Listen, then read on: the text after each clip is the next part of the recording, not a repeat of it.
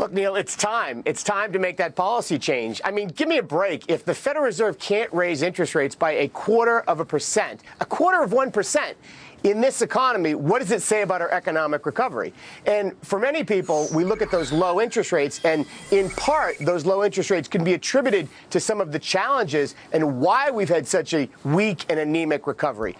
So if the Fed doesn't raise rates, they'll be accused of not being independent and potentially being political to support the current administration.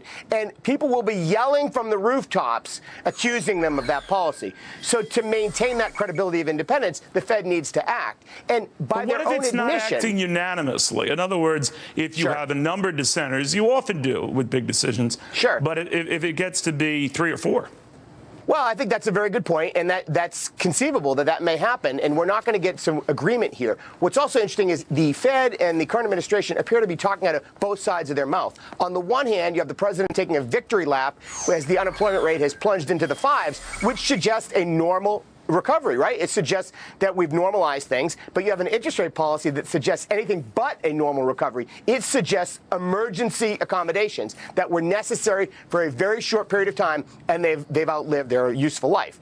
So you can't have it both ways. Either we're normalizing the economy and we're giving businesses a reason to have confidence, invest in plants and equipment, or things are not okay. And that's the message that's being sent right now. So just from a confidence level in the economy, if you want to get middle-class jobs created here, you've got to normalize the interest rate policy to show businesses build that plant, build that equipment, hire that middle-class worker. Don't just buy your competitor and buy back your own stock, which is what they've been doing, and it's been accommodated by this low interest rate policy. Yeah, very cheap and easy money. Thank you, Larry, very, very much. Yep.